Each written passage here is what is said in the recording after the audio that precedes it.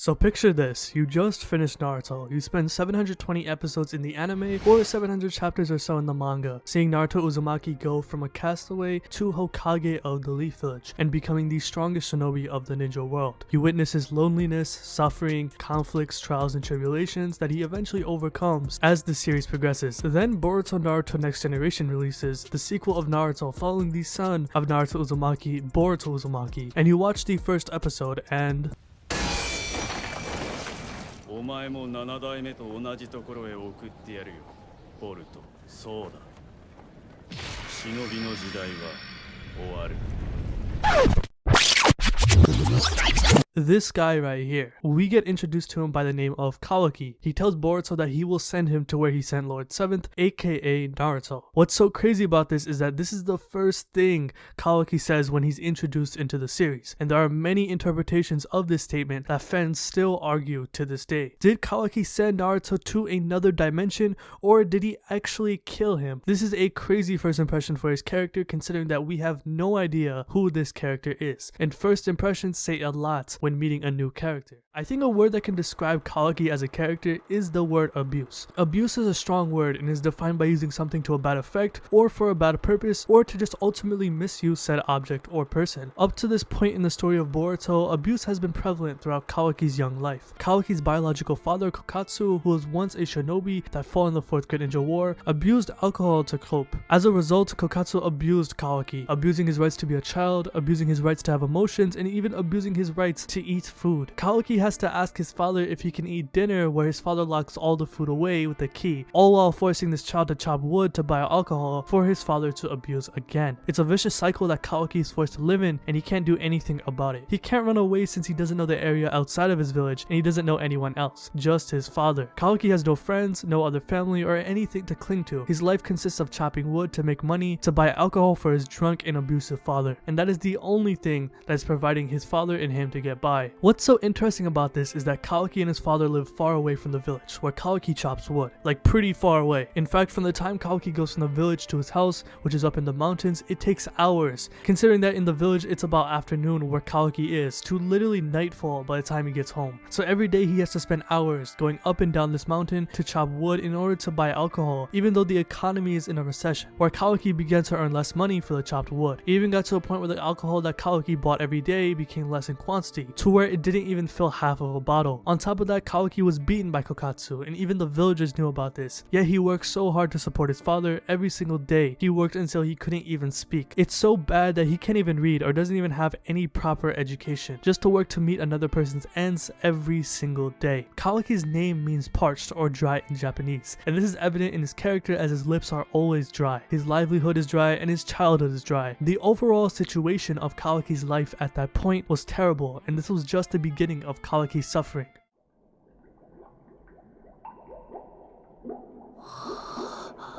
Goldfish. That's the one thing that Kawaki wanted as a kid. The first thing he laid his hands on was a bowl of goldfish as he was passing through his village. Obviously he did not have the funds to buy a goldfish, but just by looking at them piqued Kawaki's interest. The man who was selling the goldfish says that goldfish symbolize luck and growing abundance with money, as well as repelling evil spirits, all something that Kawaki does not have. Up to this point in his life, he has never had luck or lots of money. The money that he makes chopping wood only results in mere pennies due to the ongoing recession in his village. There are many times where he does not have luck on his side. For example, kids bullying him, making fun of his father, and breaking the bottle of alcohol that Kawaki spends all day chopping wood, which results in his father beating him endlessly. The evil spirit that haunted him in his young life, which is Kokatsu, has destroyed Kawaki mentally, yet he still clings to him, yearning for his love. When the kids in the village make fun of his father, Kawaki defends him and even calls him his hero. Just watch this scene right here.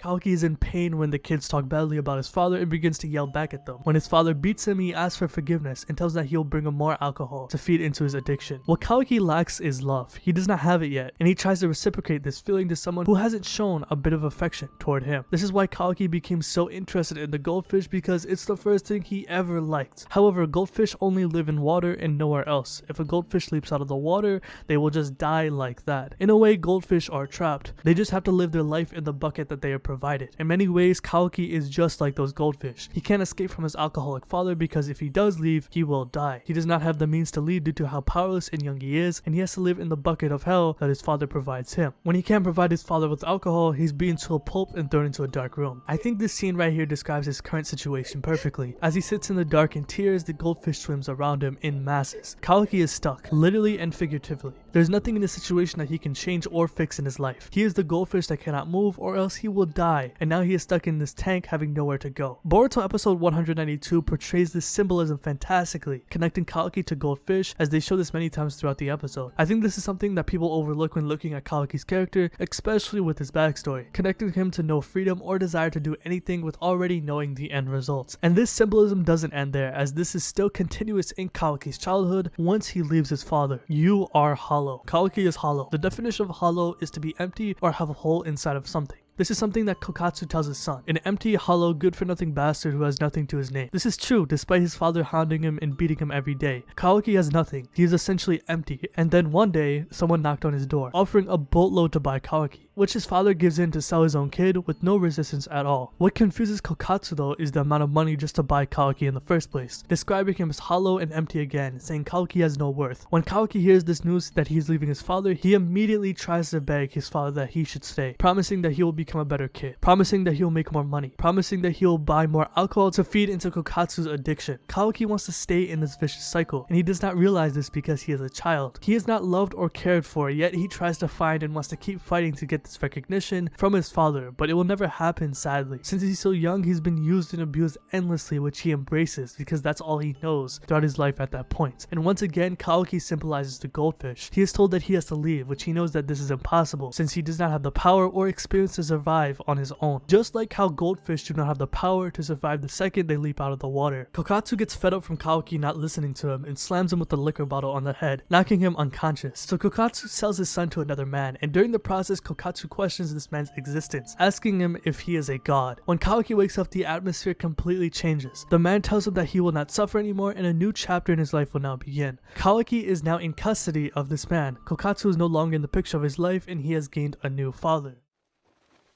私が君の父親だ、川木。何も怖がることはない。さあ、来るんだ。Ishiki Otsutsuki, a high-ranking Otsutsuki who came to Earth with Kaguya to bear a chakra fruit from the Earth. After Kaguya betrays Ishiki and hurts him off guard to the point where he is put in near death, he finds a monk named Jigen and takes control over his body. Thousands of years later, Ishiki or Jigen, who is being controlled, creates the Kata Organization with one goal in mind, to mark a karma seal on a perfect vessel for Ishiki to reincarnate through in order to harvest the chakra fruits and bear its power. However, finding this perfect vessel is a difficult process, as having a vessel bearing Ishiki's chakra was almost impossible. In fact, Jigen, who has the karma seal from Ishiki, was an imperfect vessel. His body was old and decrepit, which would break down if his body was overused. This is why Kara was buying and trafficking kids, to find that perfect vessel to give the karma seal to. This is why Jigen bought Kawaki off in the first place, to brand him with the karma seal and reincarnate through his body in the future. So after Kawaki is bought by Jigen, Jigen notices that Kawaki is not bringing anything with him. This is another reason why Kawaki is so-called empty, because he literally doesn't have anything, just himself. Once Kawaki and Jigen reach the tunnel that leads out of his village, Kawaki stops and begins to shake in fear. This is the first time he's leaving his village, and as mentioned before, Kawaki is taking a leap of faith that, at least through his eyes, is certain death. Like those goldfish, jumping out of the tank will result in their death, as Kawaki sees himself in that same position. His father told him that if he leaves the village, he will die. So he trembles as he looks at the tunnel that leads out of the village. But Kawaki moves on into the tunnel anyway, while telling Jigen that he has never owned anything in his life. Jigen had asked him what's something that Kawaki wanted, but Kawaki doesn't reply. As they walk through the tunnel, Kawaki questions why did Jigen buy him off for so much money, which they get interrupted by the man who is trying to sell goldfish to him. We find out that this same man was actually a child trafficker and wanted to take Kawaki for himself so he could sell him off. Jigen tells Kawaki to meet him at the end of the tunnel where he will sort things out with the trafficker, and we get even more symbolism of Kawaki being linked to goldfish. Notice how Kawaki is running out of the village. All of the goldfish are heading in the opposite direction of him, which leads back into the village, whereas Kawaki Kawaki is heading out of the village. He is leaving the bucket of water that is the safe haven for the goldfish. He is jumping out of the water to survive on its own, something that he was warned not to do by his father, but he does so anyway since he has a new father in Jigen. So as Kawaki exits the tunnel outside of his village, all of the goldfish disappear and Jigen appears right after him. The child trafficker withdrew according to Jigen, who we can tell that Jigen killed him off screen. Jigen then tells Kawaki that he has value and that being hollow and empty may not seem bad at all. In fact, it can be a good thing. That's when Kawaki says goldfish. That is the first word he says when leaving the village, and that is the one thing that he wants when Jigen asked him before they left the village. Jigen is glad that Kawaki answered his question and told Kawaki on where he is taking him to. He says that there are other children of Kawaki's age and background, and as they leave, a scene of a goldfish is out of the water is shown, dying on the ground, showing that it can't survive on its own. This is Kawaki right now. He has left the village and is on his own. He is out of the water to fend for himself and with a man that he has no relation to. Once Kawaki arrives at the car hideout with Jigen, he asked, "Where am I?" To which Jigen replies, "This is a safe place. There is nothing to worry about." Just remember this line, "This is a safe place.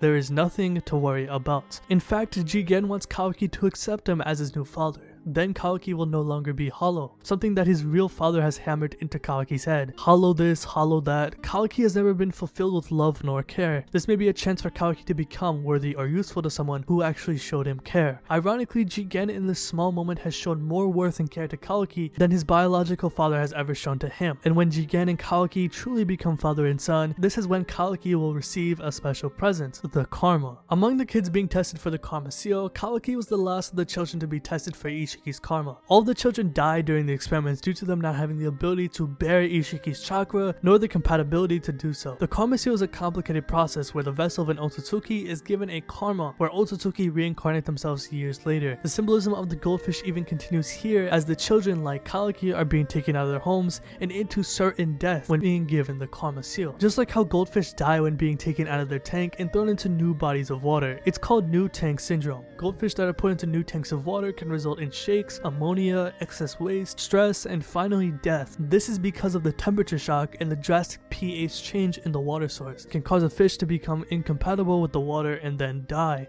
Well, this is how all children who were being tested for the karma seal were like. Due to all the children not being compatible with Ishiki's karma, it would result in bleeding, panic attacks, seizures, shakes, the body shutting down its functions and organs, which would result in death. These children being tested with karma are the product of the new tank syndrome, or more like the new karma syndrome. Being taken out of their homes and given the karma that their body is not compatible, which resulted in their death. And with all of the children dead, there were only 2 children left to be tested, Kawaki and Code. Code was tested first, however he was not compatible with the karma seal, but unlike the rest of the children, he actually survived. Meanwhile, Kawaki, the last among the children, was finally tested. This was it for Jigen. He had no more children left to be tested for, and he needed Kawaki to be compatible, which he was. With no worth, the karma seal was embedded onto Kawaki's body, and now he has value, at least according to Jigen. However, despite Kawaki having worth now, his childhood only got worse. Yes, Jigen gave him a bit more care to Kawaki than his real father, but the abuse only got worse. Every day, Kawaki would get beat by Jigen, training the karma and getting accustomed to its powers. This is the only value that Kawaki has to Jigen, the karma. Without the mastery of it, Kawaki has no worth to Jigen. Kawaki has no friends, no family, no power, or any talents at all, something that is reiterated when he was living with his biological father before Jigen bought him off. Jigen is no different than his real father. Kawaki is doing something to meet another person's ends, but this time for power. Jigen continues to hammer in Kawaki's head that he is empty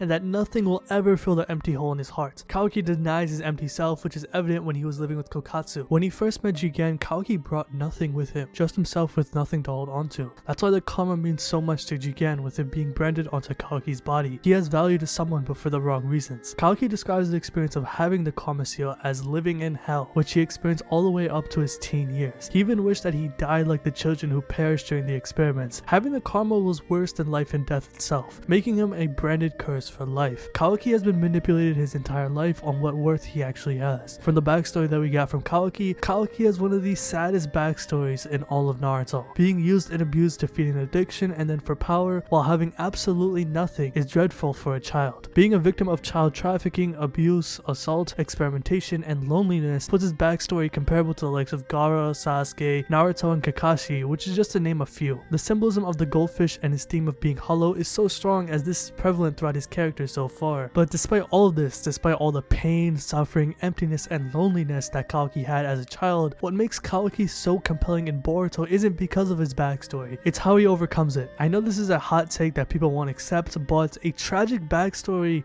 does not make a good character. It's how that character responds to their dreadful past. Having a sad backstory is common among characters in the Naruto verse, but what makes those characters so strong in the writing department is how they carry themselves after. Sasuke is a perfect example of this. Seeing his brother Itachi murder the entire clan turned Sasuke into an avenger, and he vowed that he will avenge his clan. And after finding out the truth about Itachi, he swore that he would destroy the Leaf Village, and we saw him invade the 5 Kage Summit. Some of Kishimoto's writing that really doesn't need to be explained. It was just that damn good. This also applies to the likes of Obito, Naruto, Kakashi, just to name of the few many amazing characters that the Narutoverse had. And I think Kawaki is a character who is well on his way to becoming one of those amazing characters in not just Boruto but in all of Naruto. What makes him so special and interesting as a character is how he overcomes his terrible past. The teen years. This is where Kawaki's presence becomes prevalent and where he actually makes his debut into the series. In the beginning of the vessel arc, the Kata Organization has mentioned that they have lost the vessel. This is because Kawaki was transferred to another location to be tested since phase 3 has been reached with the vessel. Kara was developing Kawaki with the process of the Karma Seal and decided it was time to test his combat prowess. He was then put in an airship accompanied by self-automated puppets, where the ship would then crash on the borders of the Land of Fire. This would set up the likes of Konohamaru and Mugino to investigate the ship, downloading data from it, with Team 7 eventually meeting up with them. After the fight against Ao and Kashinkoji, where Boruto unlocks the Karma Seal for the first time, Chamaru, the ninja hound dog accompanying them on the mission, did sniff someone out. He ran to the overlooking cliff where Boruto followed him, and there in the distance was Kawaki, unconscious on the ground. This is a much older Kawaki, with him being a lot taller and with sharper facial features. His face has visible marks showing that he has been recently in battle, with Team 7 realizing that he was the one who took out the puppets that were on the ship when they struggled to take them out in the first place. Boruto immediately takes notice of the karma that is on Kawaki's palm, which is the same mark as his but on the left hand of Kawaki. Suddenly Boruto begins to feel a sharp pain from his karma mark, and Kawaki feels this pain too, despite being unconscious. This is where the story jumps into Kawaki's backstory, showing the scene where his biological father sold him off to Jigen, where you can definitely see that Kawaki is traumatized by the fact that he was sold off to Jigen in the first place. The fact that this is the first thing that is displayed when his character is introduced shows you how painful this experience was for Kawaki when he was younger. As Jigen comes closer to take in young Kawaki, Kawaki in current time tries to resist in his sleep. He screams "Don't touch me" as Team 7 was inspecting him, awakening him in a frenzy and causing a crater from the explosion alone. Immediately Kawaki suspects them as trackers from Kara. The one thing that his biological father honed into Kawaki's head is to never trust any strangers. So immediately Kawaki is on guard the second he sees Boruto and his squad. Konohamaru tries to defuse the situation, but Kawaki has no reason to trust him, telling them that he will kill them. That's when Boruto shows Kawaki his karma mark, which Kawaki immediately notices and questions Boruto on how he got his. Kawaki drops all pretenses and decides that they are trackers of Kara, since Boruto has karma, and at least to his knowledge, the only way to receive karma is through Kara only. This is when Goro, an outer member of Kara, shoots a chakra blast at everyone, breaking up the confrontation. Goro says he's here to receive the vessel, aka Kawaki, back to Kara. The anime did dive a bit into their past together when Kawaki first joined Kara. Once he received the karma mark, he ran into Goro, who was also just finished being tested for karma. However, he did lose his arms in the process. They did have a small scuffle where Kawaki blasted Goro's chin off using his karma, which is why Kawaki threatened to take more than just Goro's chin when they met again. Goro shoots another chakra blast toward everyone, which Kawaki evades. Kawaki then runs up a cliff and turns his arm into a blade, trying to attack Goro. In that small instance alone, Mitsuki notes that Kawaki was fast, with Kawaki running up a cliff with pure strength alone. This is an insane feat for someone who does not know what or how to utilize chakra in the first place. Going back to Naruto Part 1 in the Land of Waves arc, it took Naruto and Sasuke days on end just trying to walk up a tree using basic chakra control. Meanwhile, Kawaki can run up an entire cliff with just pure raw strength. This shows you how strong Kawaki has become through Jigen's rough training methods. He's able to obtain superhuman feats without the need of chakra, just his own strength. In this fight between Kawaki and Goro, the series made a statement about the introduction of the second main character of this series. Boruto episode 189 is a special episode in the Boruto anime. In fact, it is the only episode in the Boruto anime where the anime adapts the specific manga art style. Kawaki vs Goro in terms of visuals is one of the best looking episodes I have seen in all of anime, and for a character introduction, it was phenomenal. In this fight, Kawaki's years of training under Jigen was finally on display. First with his combat prowess with the use of scientific ninja tools. Kawaki's entire body is modded with scientific ninja tools thanks to Amato, the person who modded every inner member with this technology. This microscopic technology helps Kawaki alter his physiology in his circulatory and nervous systems. The cyberkinetics in his body allows Kawaki to manipulate his entire body and gives him superhuman strength similar to a Kekkei Genkai. The microscopic ninja tools grant Kawaki to control the soft tissues in his body in many different ways, such as rapid cellular division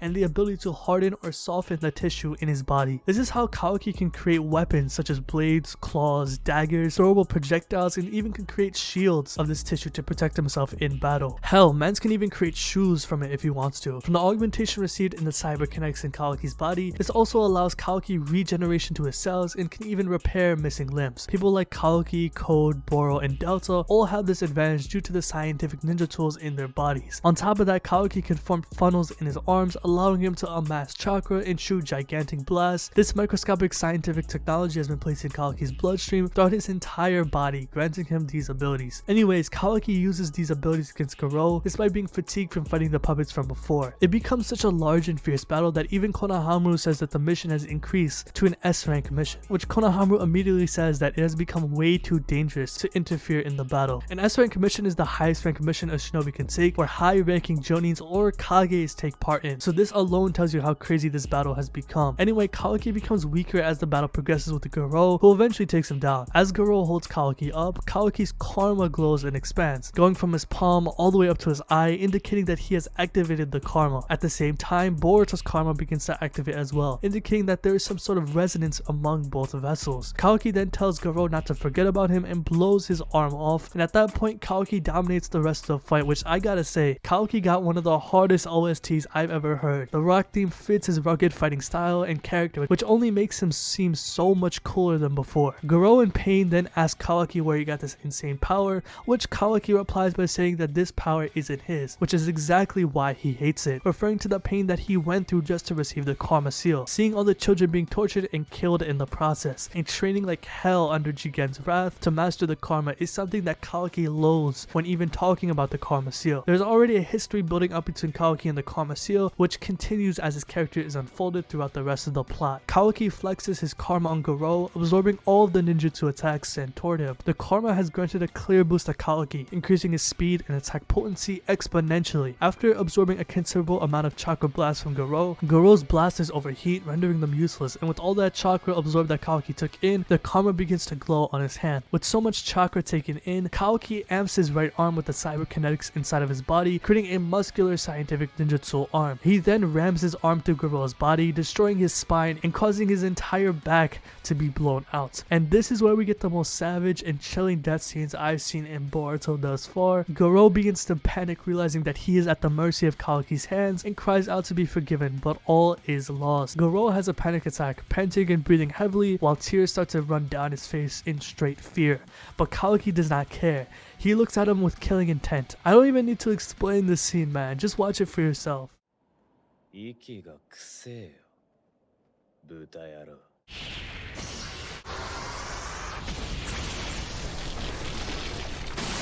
Literally perfect. This is how you introduce a main character into a series. 189 episodes and 25 chapters later, Kawaki has finally been established into Boruto. After Kawaki kills Goro, his body overheats due to the overuse of the scientific ninja tools in his body, so he passes out from exhaustion.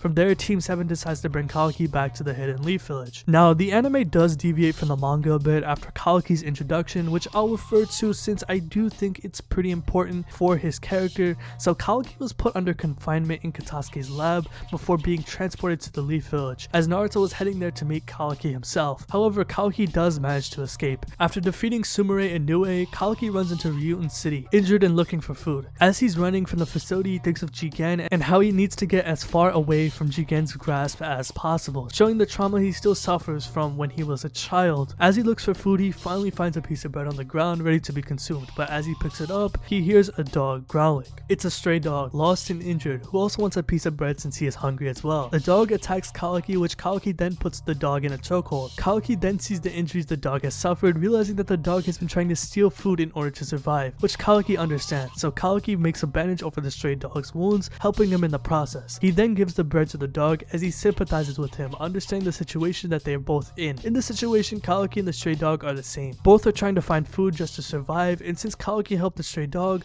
the dog helps Kawaki in return by finding food for him. Stray dogs tend to form in packs in order to survive. The greater the numbers, the higher chances of survival. This is the mind of the stray dog that runs into Kawaki. Since Kawaki helped him out, the dog begins to follow Kawaki, thinking that the two of them have formed an alliance together. This is something that is done by instinct through the stray dog's mindset, which is why the dog sticks with Kawaki after getting help from him. In a way, Kawaki has become a stray dog, hunting and trying to find food for survival, but he doesn't realize it. It explains why he tries to make the dog go away. Sumire then tracks Kawaki down, who treats his wounds and tries to give him an injection to help him heal quicker. Immediately, Kawaki attacks Sumire again, the needle being a trigger to Kawaki's past, which is something that he does not want to go through again. I think these small details say a lot for Kawaki's character, which shows you the PTSD he is suffering from. The triggers are slowly being revealed, the karma, which represents the pain that he is suffering from just having it, the thought of Jigen giving him nightmares in his sleep, and the needles from the experimentation done to his body, which haunt him till this day. Team 7 eventually catch up to him where the police try to subdue Kawaki, but fail to do so. Kawaki begins to rampage throughout the town due to the police being hostile toward him. He then activates his karma when the police uses ninjutsu from the scientific ninja tools on him, which he absorbs and creates a giant blast. He shoots the blast toward a crowd of civilians, which heads for a child, but at the last second, Kawaki changes the trajectory of the blast toward a building. This shows you that Kawaki isn't just a monster that he describes himself as. Sure, he is very hostile and can rampage with his power, but at the end of the day, he won't hurt someone that shows no hostility toward him,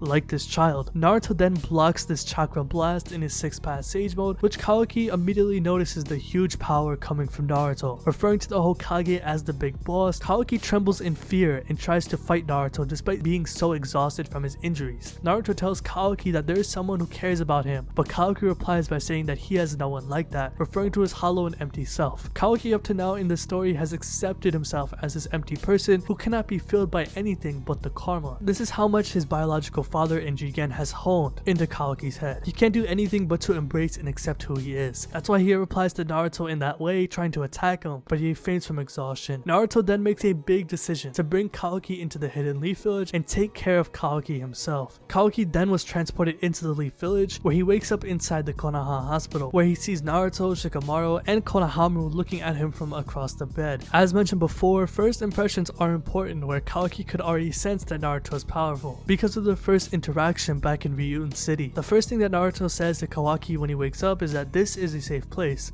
There is nothing to worry about. This is a safe place. There is nothing to worry about. Sounds familiar? ここは安全な場所だ。何も心配することはね。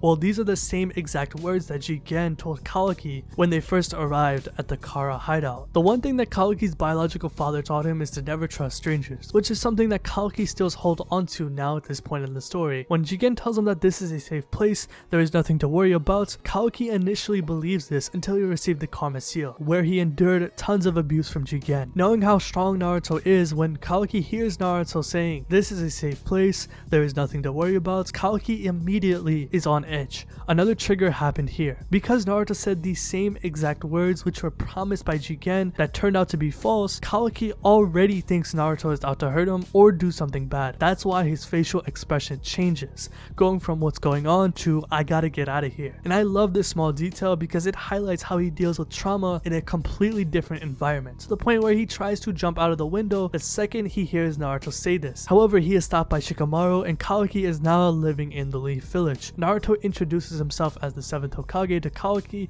which he has no answer to. It's obvious that he doesn't trust Naruto, which is already in his nature to not trust strangers. Taking Kawaki under the Hokage's watch is dangerous as Kawaki is already such a huge threat as shown by his fight against Garou and his rampage in Ryujin City. Shikamaru even insists that Kawaki should be put under confinement instead of being babysitted by the Hokage. Kara is going to come after Kawaki, making the village a target. It just seems way too dangerous, which is definitely understandable. However, that's what what makes Naruto the perfect person for the job. Naruto is the Nine-Tails Jinchuriki after all, and he could have been thrown under confinement, but thanks to Hiruzen, he was given a life inside the village. It wasn't the best, but at least it was something. Naruto had someone like the third Hokage to have him not under confinement. That's how Naruto saw Kawaki. It was about time someone gave Kawaki a chance. Kawaki had told Naruto that he had no one that cared about him, basically being empty and having no identity to his name. That's why Naruto took Kawaki in, to give him an actual life. Not a life under abuse and scrutiny for power, unlike his previous guardians. Far away from that pain, with Naruto understanding Kawaki's pain when he was a child. Growing up, Naruto faced hardship with being the Nine-Tails Jinchuriki, so he sympathizes and knows what Kawaki was going through. So Naruto decides to bring Kawaki into his home. On their way to the house, Kawaki does try to escape, but he does get tracked down quickly by Naruto, realizing that he has no place to run away to. At the house, Kawaki is silent, not trusting Naruto, Hinata, or Himawari, and even refers to all of them as enemies. Kawaki doesn't reveal anything about Kara or even his name to Naruto, since he looks at them as untrustworthy. He then quickly forms an escape plan to run by flipping the kitchen table over and trying to go out the backyard. But at that moment, Naruto activates his 6-pass Sage mode, sort of in a way to intimidate Kawaki. Kawaki then immediately complies, seeing his power for the very first time. Now this was shown in the manga. The anime had a different deviation of this scene where Boruto tries to talk to Kawaki and Kawaki flips the table in anger, but both scenes create a very important plot point: Himawari's vase. In both scenes from either anime or manga, Kawaki does destroy Himawari's vase, which actually has a lot of meaning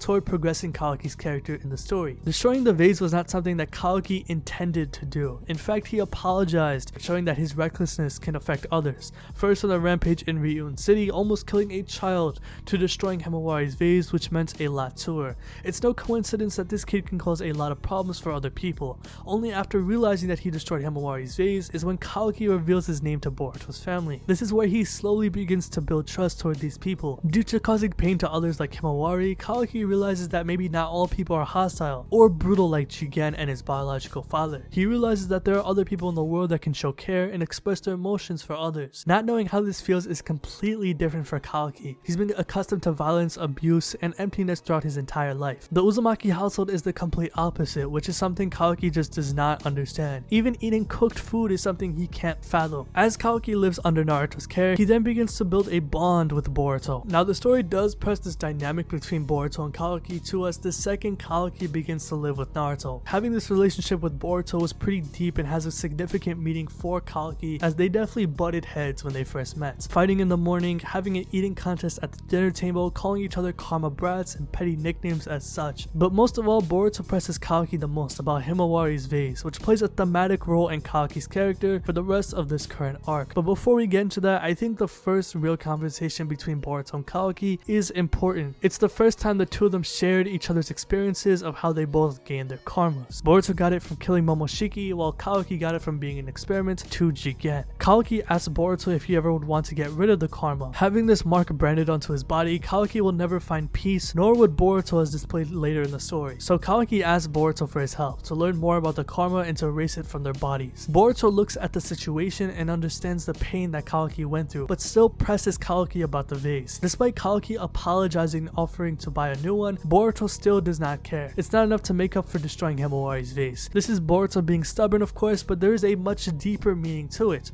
So Kawaki heads out to find a replacement vase, not to just get rid of Boruto's stubbornness, but also to find his own purpose in the village. He tells Naruto that he'll get a replacement vase quickly, meaning that he will steal it since he is broke as hell. Obviously Naruto isn't going to allow that, so he takes Kawaki around the village. They run into Sarada and Chocho at a taiyaki shop, so they order a couple of taiyakis to eat. Kawaki is obviously confused because he just ate breakfast. He asks Naruto if they're already having lunch, which Naruto replies that they're just having a snack. Kawaki questions what a snack is, showing how uneducated he is. He only knows the basic principles of human morality and doesn't recognize other things like cooked food and snacks, which is something normal to an everyday Leaf citizen. So as Kawaki is having his taiyaki while walking down the streets, a random kid bumps into him. Instinctively, Kawaki is on attack mode, immediately turning his arm into a claw as he tries to attack the kid. However, Naruto does restrain Kawaki before doing so. We find out that Kawaki wanted to just teach the kid a lesson. He actually meant no harm to him, but wanted to warn him, saying that there's no problem in playing around, but you have to be more careful with danger lurking in every corner of the world. Kawaki is slowly starting to understand that not everyone is built the same as him. There's children who grew up having a good life with family and friends to care for them, like Boruto and Sarada for example. people, and just like that it can be taken away, so you need to be on guard. That is Kawaki's mindset from the beginning. He already went through a situation like that by being sold off by his father to Jigen, destroying his sanity and mind in the process. That's why Kawaki lashes out pretty often, because he wasn't raised properly. Anyways, after that incident, Kawaki, Naruto, and Sarada head into Ino's flower shop to buy a replacement vase. There, Kawaki was allowed to choose any vase to his liking to make up for destroying Himawari's vase. He quickly chooses the first vase he sees and decides that he wants to buy this specific vase. Naruto and Sarada are not amused by it though, telling Kawaki that he needs to put more thought into choosing a vase. There needs to be meaning behind a selection to express sorrow. That's what sincerity is, which is something that Kawaki does not know or understand. He lacks the understanding of integrity and being genuine, which is something that he's never been shown to him in his entire life. In the short time he's been living with the Uzumaki family, Kawaki has been shown love and care, something that he cannot reciprocate nor understand as of yet. So Kawaki tries again and picks the same vase, but this time he has his reasoning. It'll fit the room, says Kawaki. Yeah, I picked it randomly, but it's not a bad design. This is the first time Kawaki has put thought into something other than just recklessly lashing out or quickly making a rash decision. Small things like this is when we see a change in his character. So Ino decides to add some flowers to the vase as a gift, but as Ino puts the flowers, another trigger hits for Kawaki. Seeing the end of the flowers enter the vase give traumatic flashbacks to his head. Seeing Jigen through the vase ripple in the water with his karma activated makes Kawaki scream. He drops the vase from these traumatic flashbacks and activates his karma in defense. Kawaki is once again on guard, looking to lash out, not to attack others but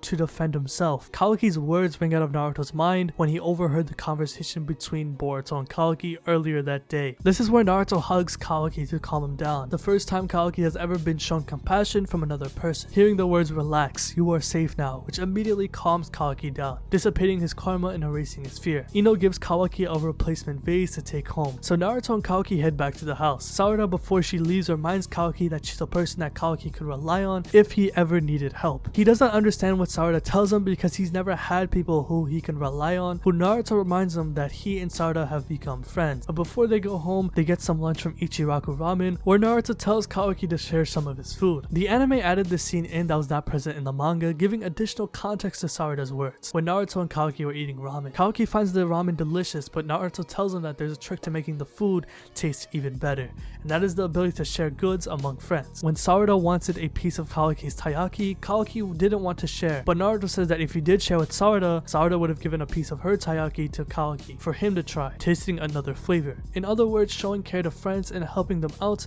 when they are in trouble, like when Sarada told Kawaki that she's here to help if he's ever in a jam. Kawaki tells Naruto that he doesn't need people like that in his life, and this isn't because he wants to, but because he doesn't know how to have people that he can depend on in his life, showing how empty Kawaki's life was in the past, having no purpose nor care for his sanity or morals. He's never been relied on before by other people, he's always just been a liability for others without ever having a purpose in his life. Once Kawaki and Naruto arrive at the house, Kawaki gives Himawari the vase that he just bought, which Boruto understands the sincerity for, but he then gives Kawaki glue, telling him that he knows what it's for. Despite buying a new vase, Boruto wanted Kawaki to glue Himawari's old vase back together. This vase holds a lot of meaning, since Boruto is indirectly saying, in order to make up for destroying the vase, you're going to work for it, and not go the easy way out, like buying a replacement vase. As much as Boruto appreciated Kawaki for buying a new vase, it wasn't enough. This is a parallel to what Boruto was like during the Chunin exams. Since he was viewed as this prodigy, it was expected for him to pass the rounds and become Chunin, since he is the Hokage's son. Instead of using his own powers, he relied on the scientific ninja tools to get through the rounds, sort of like a cop-out and an easy route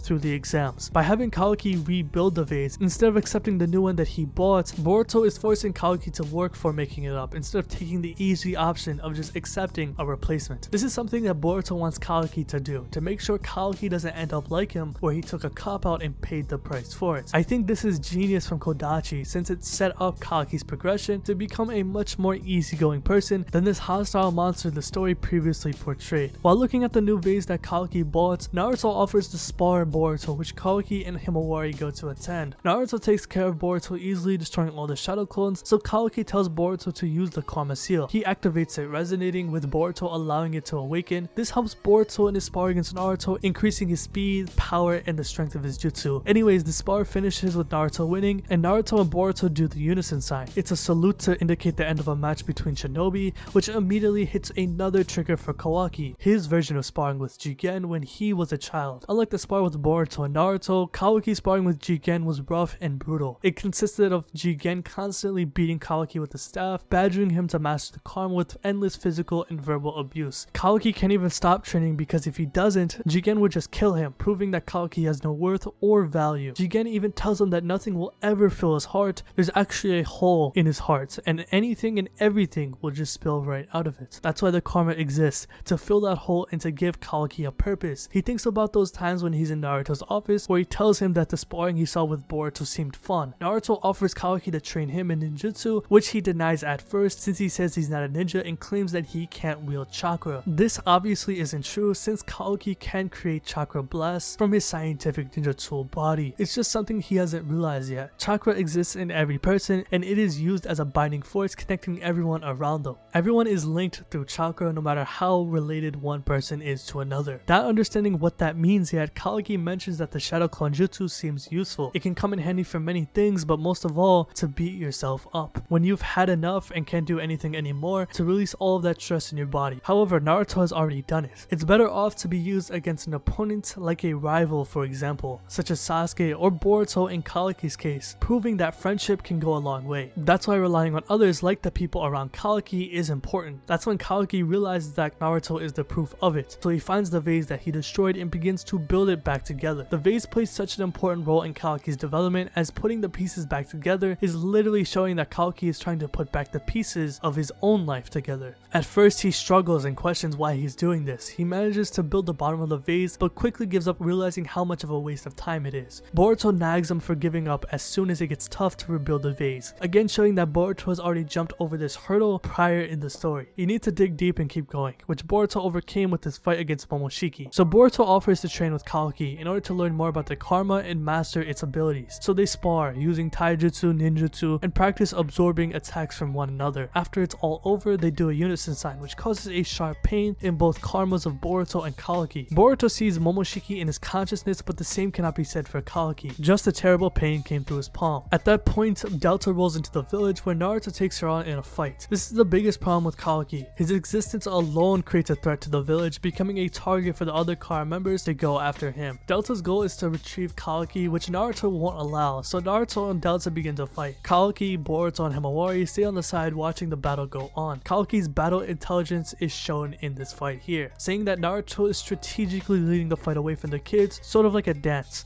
showing that Naruto is strong enough to do this, which is something that Boruto cannot perceive in this fight. Meanwhile, as the fight continues, Delta gets frustrated, so she decides to attack Himawari. Boruto throws a vanishing Rasengan, which gets absorbed, and then Delta throws Himawari into the air. She shoots her anti-regen beams at Himawari, which not even Naruto can dodge, as he tries to grab her in mid-air. At that moment, Kawaki jumps in and takes the hit from Delta's beams, destroying his arm and saving Himawari and Naruto in the process. Kawaki says he needed to do that, or else they would all be dead against Delta. He even brings up the vase, saying that he and Boruto are now even. From destroying the vase to saving Himawari and Naruto, Kawaki is slowly accepting the needs for other people. He is realizing that he serves a purpose and is not empty like Jigen and his father told him before. He is wanted by other people, such as the Uzumaki family and Team 7. He is slowly accepting himself in the Leaf Village, and this is the first step toward it. Naruto becomes enraged, seeing Kawaki lose his arm and realizing that he is only used as an object for Kara. He fights Delta even harder and eventually finishes her off with a bunch of Rasengans. After the fight, Kawaki is examined by Katasuke and says that a new prosthetic is needed to replace Kawaki's arm. Naruto had an idea, so he brought out one of his old prosthetic arms and put it onto Kawaki. The prosthetic wouldn't work since it won't react with Kawaki's chakra, but Naruto begins to weave chakra, allowing Kawaki to use the arm, sharing chakra like a thread to attach the arm with Naruto, saying that it's like maintaining a shadow clone. Naruto's words of chakra is a binding force that is not only mentally instilled but also physically placed in Kawaki's body. This is how people are connected with each other, with chakra. Kawaki still doesn't fully comprehend the meaning behind it, but he's slowly coming to terms with it. He's witnessing it firsthand, and that's what matters the most. Kawaki is still confused on why Naruto took him in. He's a target for the village anyways, but that's exactly why Naruto took him in. He relates to Kawaki. He reminds him of himself when he was a kid, so he has a good understanding of what Kawaki is going through. Not wanting to go through the trouble of being a burden, Kawaki then asks Naruto if he can go under ninjutsu training so he can become stronger, which Naruto gladly accepts. Kawaki is now under Naruto's supervision and has become a student to his teachings. Kawaki is slowly building a real life for himself, as shown as he's putting the pieces back together for Himawari's vase. And I think this scene is beautiful, as every time he glues a piece back onto the vase, he is doing something that is humane and gives him a place to belong to. Opening cards with Boruto, sparring with Naruto, throwing shuriken with Team 7, playing shogi with Chikadai and Inojin, and finally, learning how to utilize chakra. Kawaki is constructing a life as he begins to become accustomed to the leaf, and I find this amazing. This scene really displays the growth that Kawaki has gone through in the small time he's been inside the Leaf Village. Gon is the hostile and rampant child who would attack anyone or anything. This is a child who has become strong and has people to rely on and others to rely on him. Chakra is a binding force that brings people together, and I think this perfectly displays that, showing how Kawaki has grown over time, and it's honestly amazing. The training that Kawaki has gone through under Naruto's watch has been excellent, as it seems that he can learn things quickly, as he's able to walk up trees pretty easily with the use of chakra control, something that Naruto had trouble doing back in early part 1. Despite him struggling in some parts of training,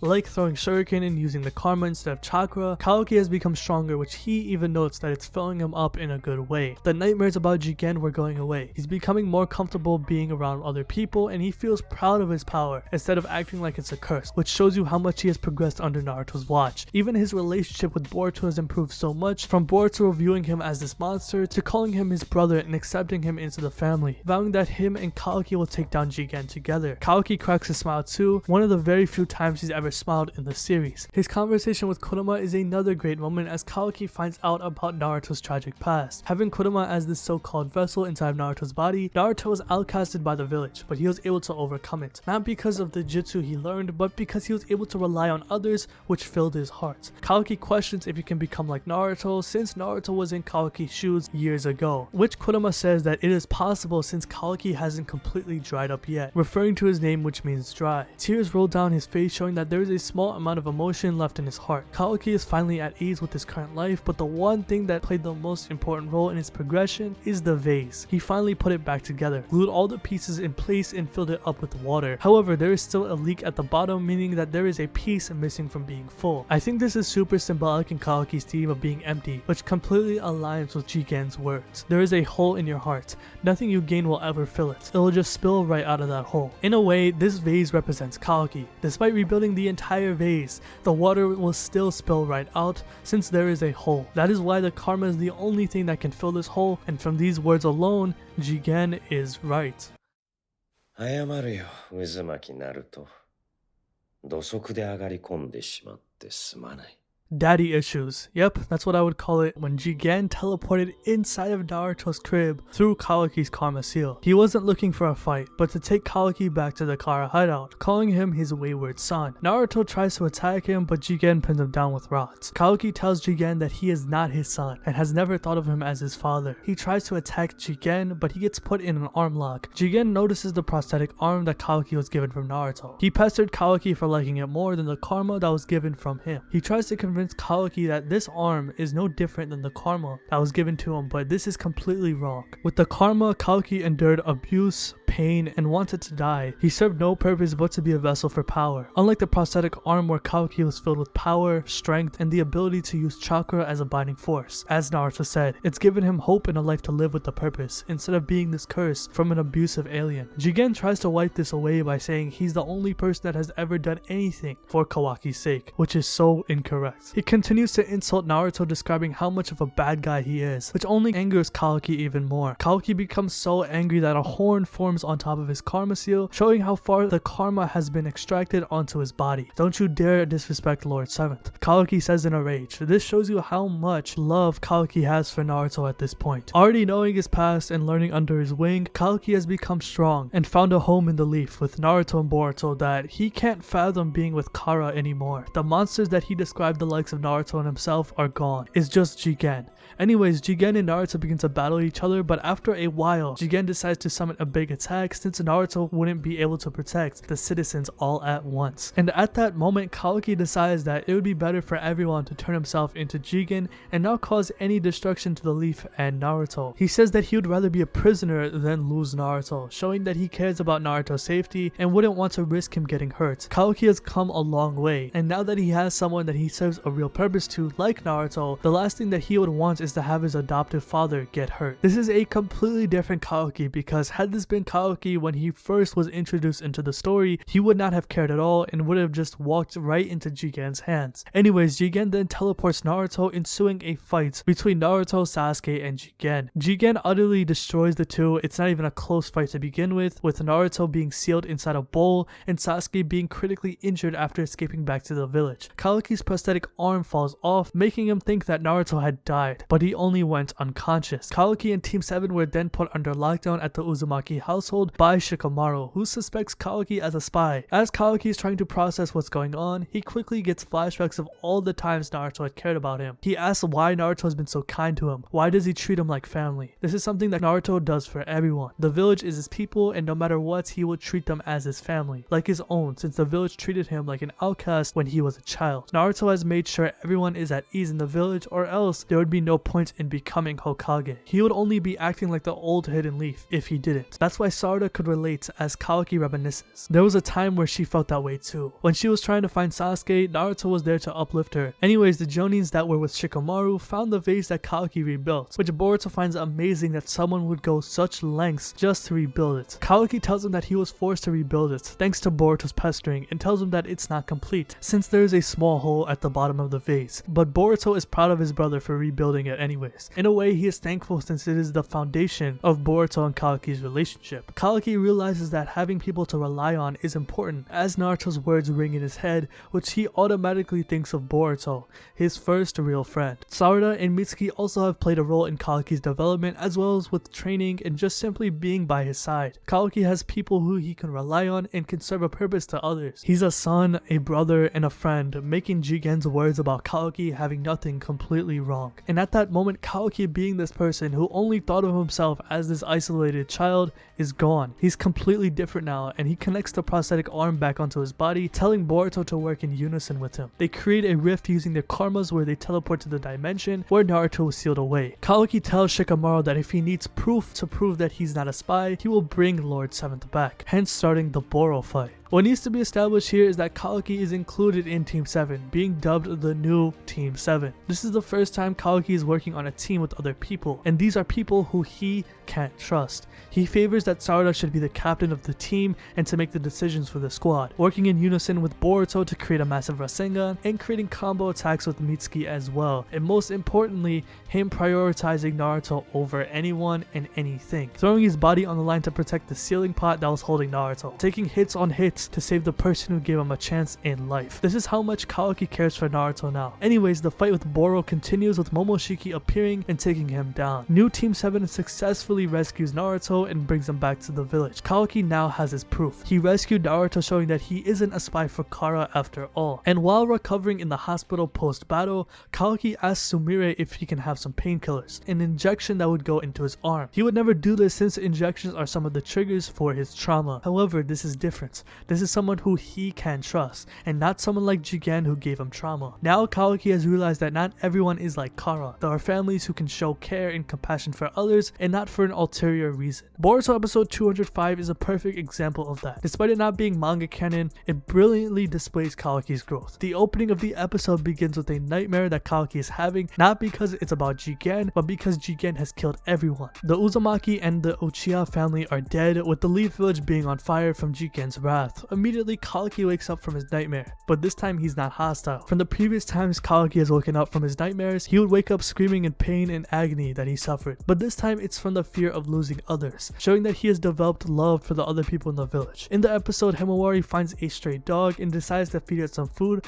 where Kawaki tags along with her. Immediately, a parallel is formed between the stray dog and Himawari. Being hungry and lost, the dog has nowhere to go, but Himawari decides to take care of it, feeding it as much food as she can. The dog had run away from from its pack and was on its own. Kawaki did realize that he was in the same situation as that dog. However, he met Naruto, who changed his life and gave him hope, sort of the same way how Himawari is treating this stray dog. As they were getting more food for Jaggi, the stray dog who Himawari named, another trigger hits Kawaki. He immediately thinks of the destruction of the Leaf Village and all of the people who died in the process. However, he doesn't lash out like he did in the past. He takes a deep breath and goes on to help Himawari. With people on his side, he's able to take the pain easier, which is starting to fade away. Kawaki isn't as hostile anymore. Instead, he's calm and starts to think more about his actions. However, when Himawari and Kawaki find that Jaggi has been killed, Kawaki says that the stray dog sacrificed himself for the pack that was following him. The dog had made himself a target, which he paid the price for. Kawaki thinks of this as he had become a target for the Leaf Village, with Kara coming into the Leaf looking for him. That explains why he tries to leave the village in that same episode. However, Boruto and Shikamaru stop him, convincing that he is a part of the village and the last thing he should do is to abandon the village. Kawaki remembers the promise he made to Boruto to erase the karma and to take down Jigen, so he decides to stay. In a way, Kawaki is emotionally driven. First, when he was introduced into the series, he was super aggro, attacking anyone in defense,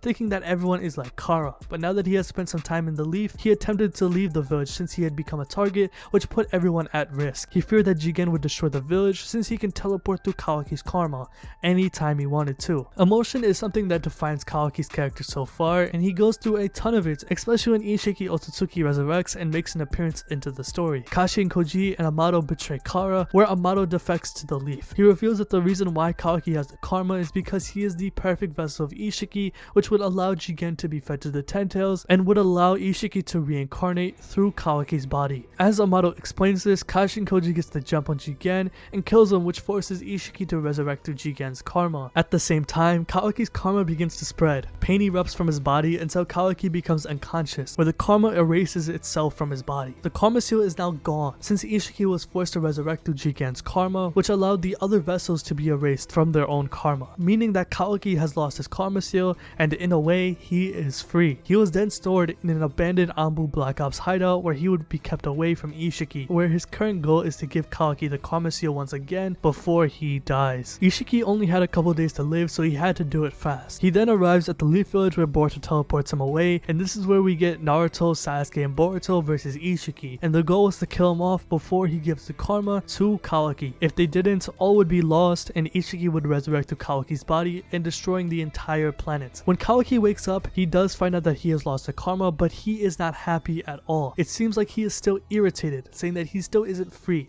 as long as Ishiki is still out there. Knowing that Naruto could die in a fight against Ishiki, Kawaki is frustrated, which Amado does poke him at for. Is it powerlessness that irritates you, or is it the grief over losing the karma? Amado does ask. Anyways, Naruto, Sasuke, and Boruto do manage to reduce Ishiki's life force down to 5 minutes, thanks to Naruto using the Baryon mode. But in the end, Ishiki still managed to defeat all of them. This is when Ishiki sensed a chakra link to Naruto's body. It was the chakra that was connected from Naruto's prosthetic arm to Kawaki's body. A binding force that allowed Kawaki to have another hand, thanks to Naruto, is how Ishiki was able to teleport Kawaki to the battlefield. A binding force that allowed Kawaki to have another hand, thanks to Naruto, is how Ishiki was able to teleport Kawaki to the battlefield. Now, it has become a game of hide and seek. Kawaki needed 5 minutes to hide from Ishiki's grasp, so he does not get the karma seal, or else the world will end. Seeing Ishiki at the end of his life has Kawaki jumping for joy, as he states, as he will finally be able to kill the person who caused so much pain. So Kawaki runs, trying to hide from Ishiki. Thanks to Sasuke buying some time with the scientific ninja tool, he's able to buy a couple more minutes while Ishiki's life counts down. Ishiki then summons rods to track down Kawaki, but he still can't find him. Kawaki then takes a look at the rods and immediately sees Jigen through the reflection. Another trigger has happened for Kawaki, and this time it's at its worst. Currently running from Ishiki, who's trying to find him, has Kawaki breathing heavily and he begins to panic. Ishiki, still struggling to find Kawaki, decides to slam Naruto once again, saying that if he does not come out in 20 seconds, the Hokage will die. Hence starting the countdown scene, which is my favorite scene in all of Boruto.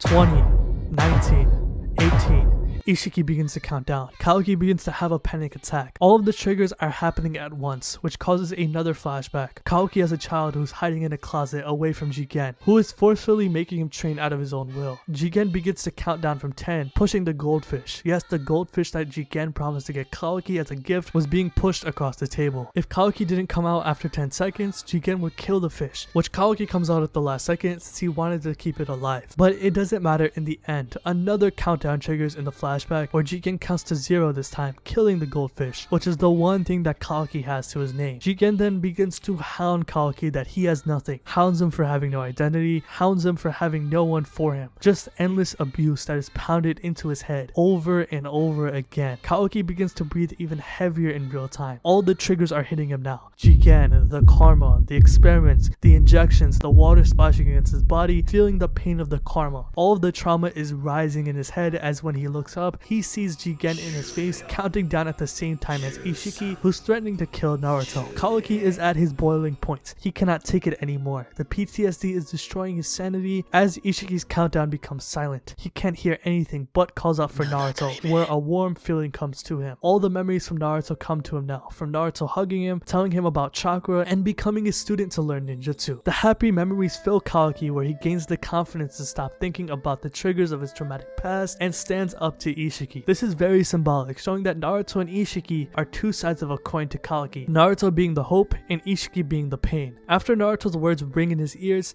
Kawaki comes out at the end of Ishiki's countdown. Kawaki tries to attack Ishiki by doing a fire style attack, which catches Ishiki off guard. He didn't expect him to use ninjutsu since he was supposedly just a vessel. You can't be a ninja, you're nothing, and you don't serve any purpose but to have your life snuffed out as a vessel. Kawaki denies this, saying that he was empty, but Naruto gave him a reason to live. He even says that he'd rather be dead in a world without Naruto. He has no meaning or worth in his life without his existence. Kawaki is willing to go that far to protect someone in his life, showing how much he's developed. Anyways, Ishiki implants another karma onto Kawaki, which spreads across his body, thinking that he has won. Ishiki laughs as his body begins to destroy itself, indicating his life force has reached 0. But as his body falls apart, so does the karma on Kawaki's body. It dissipates as Kawaki makes fun of Ishiki, asking how many seconds before he dies. Ishiki is lost and confused when another Kawaki comes from behind the cliff. Shadow clone jutsu, Kawaki says. The one technique that Kawaki found interesting, the one technique that he wanted to learn, to beat himself up with to get rid of the pain, is used for the very first time in battle against Ishiki. He ultimately tricks Ishiki in the end, stomping his life out, killing his abuser and the person who haunted him most of his life so far. Kawaki is finally free. Or so he thought. Borushiki then makes an appearance. He reveals that he plans to feed Kawaki to the 10 tails to harvest a chakra fruit, the same way how Ishiki was planning to feed Boruto. Kawaki can't believe this. He has been through enough with being used as an object from Jigen that he can't bother seeing his brother being used in the same way. Both Kawaki and Sasuke tried taking on Borushiki. Sasuke then goes down after getting hit with a vanishing Rasengan, but Kawaki knows the plan, to force Borushiki to absorb chakra so Boruto's consciousness could register. As Kawaki prepares a fire style jutsu, he thinks of the time he spent with Boruto. From the vase, the discussion about karma, taking down Jigen, him calling Kawaki his brother, Boruto, just like Naruto, is a very important person in Kawaki's life. He too will help Kawaki build a life together, starting from the vase that Kawaki destroyed when they first met. Kawaki then does a fire style attack, setting himself on fire, sacrificing his body, which forces Momoshiki to absorb the ninjutsu. Boruto awakens right after, taking back control over his body. In the end, Kawaki was able to stomp out Ishiki's life and stop Momoshiki, saving Boruto from the process, all in the end without the use of the karma seal. Boruto and Kawaki then both apologize to each other for the trouble that they caused, which Kawaki calls Boruto bro in the end. A perfect conclusion to this arc and a new start for their relationship. Despite Kawaki losing the karma in the end and killing off Ishiki, the job's not finished. Kawaki's first conversation with Boruto was offering to work together to get rid of the karma, and he brings that up after the battle is done. He swears that he will find a way to get rid of the karma off of Boruto's body, and anyone else who has it. Kawaki even suggests to Boruto that he should put a karma onto Code's body, since Boruto is Otsutsuki at this point, but that is just a hypothetical. With Ishiki gone, the current threat right now is Momoshiki and Code. Code is the one person who's on Kawaki's mind, since he does share some parallels with Code. Just like how Kawaki is with Naruto, Code loves Ishiki, praising him as a god. Amado even describes Code's love for Ishiki as madness, just like how Kawaki is with Naruto. It seems like Ishiki had given hope to Code, such as a purpose to live, similar to how Naruto gave hope to Kawaki. However, with Ishiki dead, Code is revenge hungry and wants to take vengeance against Naruto, the person that Kawaki loves the most. In Boruto chapter 58, Kawaki tells Team 7 that these basic training drills that they are doing right now won't mean anything against Code. He's much more powerful than Delta and Boro. It would take way too long to master these basic skills like chakra control. control. Kawaki begins to see this as a problem because no one is listening to him, so he takes matters in his own hands. By attacking Mitsuki and Sarada, he tells them that doing these basic drills would take all the time in the world. A basic training regimen doesn't mean anything in the long run, especially against Code, someone who is considered the second strongest member in Kara behind Jigen. Having partaken in grueling trainings from Jigen,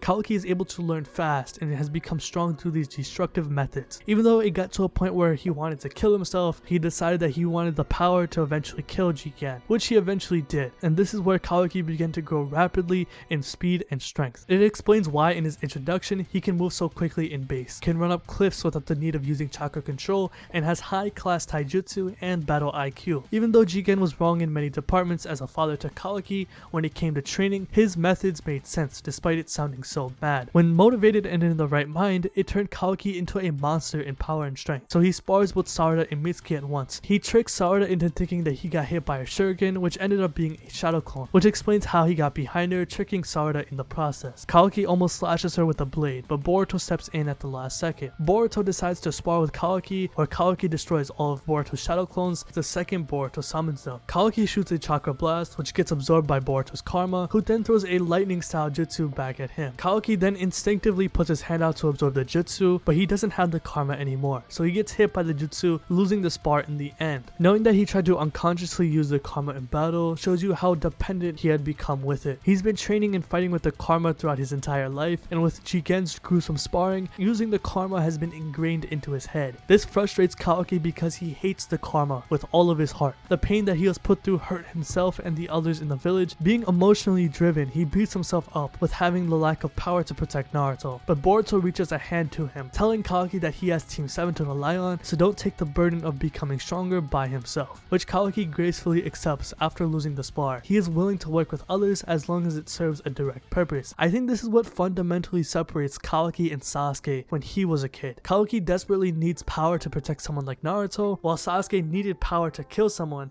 like Itachi. Being willing to work with comrades in need to become stronger instead of becoming an enemy to gain power, while cutting off the bonds of other comrades altogether, is what separates Kawaki and Sasuke. So for the people in the back who say that Kawaki is a Sasuke 2.0, makes no sense to me, considering that even his backstory and how Kawaki overcame this dilemma is completely different. And I'm not trying to knock on Sasuke, by the way, that's the GOAT, the greatest second main character of all time right there. But at this point, Kawaki is willing to do anything to become stronger in order to protect the people that he loves, something that makes him completely different from Sasuke. Now that Code has been established as the current threat in the manga, Kawaki begins to have nightmares about him. The nightmares are still happening for Kawaki, but at a lesser rate. He wakes up in Amado's office where Amado and Sumire are currently present. Amado asks Kawaki about his nightmare and tells him that he is still Ishiki's vessel, which angers Kawaki, triggering him to attack Amado. Amado tells Kawaki that the village lacked the power to take down Code. He doesn't know if Naruto has the power currently to do it now that Kurama has died, so he makes a deal with Kawaki to make a brand new karma seal, purely used as a weapon. Knowing that Kawaki hates the karma, he immediately rejects the offer, which Amado did suspect. He knows that Kawaki is willing to do anything to achieve his goals, which bothers Kawaki for the following chapters. In his head, Amado's words repeats, a brand new karma, purely used as a weapon. As he thinks about the deal, Kawaki sits on the Hokage faces looking down at the village. He questions his identity, once again portraying his outsider complex. All he has done is bring new enemies and chaos to the village, as he tells Naruto, but Naruto just doesn't care. Naruto brings him home, calling him his son once again, which Kawaki does not deny. Once they get home, the family is ready to eat dinner, with Himawari's vase in the middle of the table. This is really symbolic of Kawaki's character.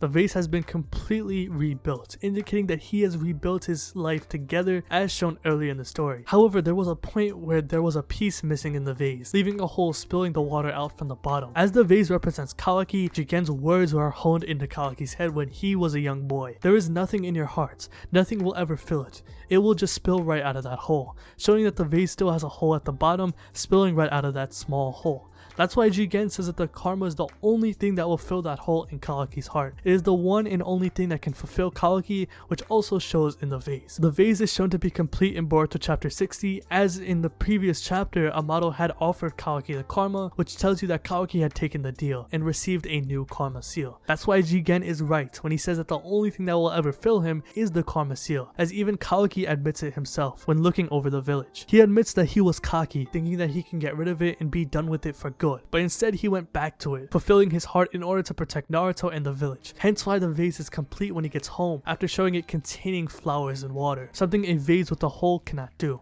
It would just spill right out. As toward the end of Boruto chapter 65, we see Kawaki with a new karma seal, the words of Amado's offer ringing in his head beforehand. Is it powerlessness that is irritating you, or the grief over losing the karma? Kawaki had taken Amado's offer, not because he likes the karma, but because he needs the karma. Despite loathing it, he subconsciously knows that he needs this power. It will fulfill his heart, especially to protect someone like Naruto, the person who did give him hope. Despite acknowledging himself that he is empty, the people around him in the village gave him hope, with the karma being the last piece of the puzzle for his sanity. This is amazing foreshadowing for his character. To build an identity through a simple vase, to top it off in the end by accepting his past, is what makes Kawaki such a compelling character. The story has built him up phenomenally that I think is severely overlooked when analyzing his character, especially when Kawaki says it himself. Some people may think of him as just this edgy kid with a tragic backstory, but there's way more than that. Kawaki is the best character in Boruto, in my opinion. And yeah, drop your hate comments, I don't care, but you have to recognize that there is something special with this character that separates him from other new gen second main characters. He impacts the new and old gen. His dynamic with Boruto and his relationship with Naruto drives the entire cast and pushes the plot to a completely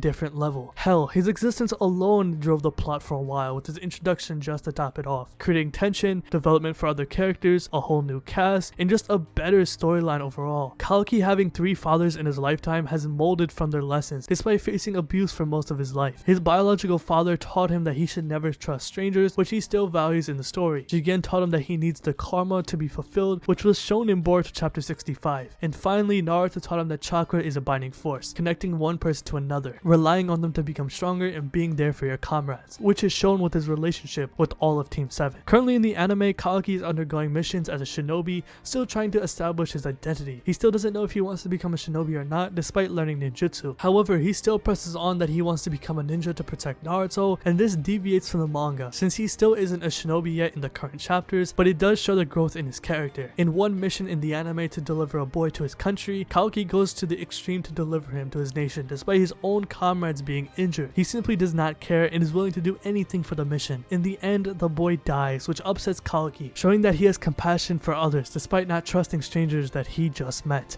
This is what makes his character special, and up to this point in the series, he's been sharing the focus with Boruto, where I cannot wait to see what Kawaki will do in the future. But in the 65 chapters that has been published in the series so far at the time of this recording, Kawaki has been nothing short of amazing. Now, let's talk about it, man. The future. Now, we don't really know what exactly happens in the time skip between Boruto and Kawaki, but the one thing that has been in discussion for a while is when Boruto said that he will send Boruto to where he sent Naruto. Now, here's my thoughts on it. I don't think Kawaki actually kills Naruto in the future.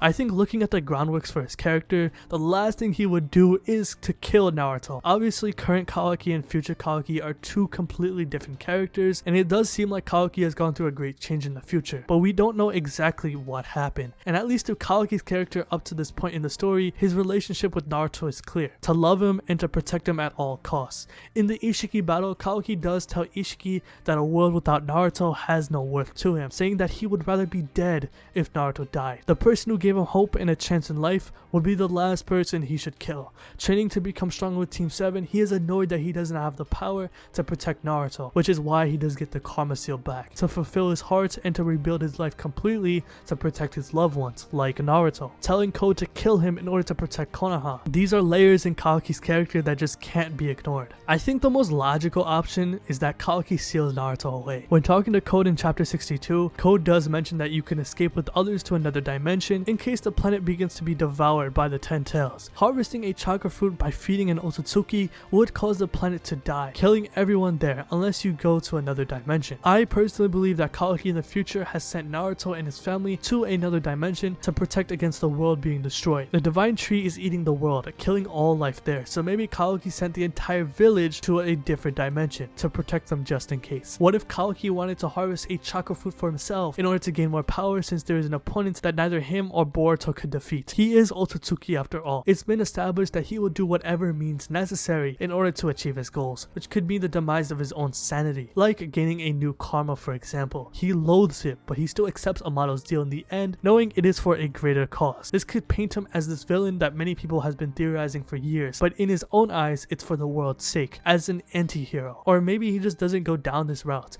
Maybe he actually kills Naruto in the time skip, which drastic events would have to occur in order for Kawaki to deem it right for him to do so. Killing someone who gave him a chance sounds wrong, but maybe there's a twist to it. We'll just have to wait and see in the future. But that is all. I wanted to analyze everything about Kawaki since there's so many layers and mechanics that are ingrained in this character that I have overlooked when rereading the series. Spent a lot of time making this video, man, so I appreciate it if you guys would drop a sub and hit that like button because this script is damn near 40 pages. Thank you guys for watching. If you got this far into the video, I hope I brought some light to Kawaki that may not have been known before. So if you like this video, hit that like button, subscribe, hit the bell as well, and have a good day.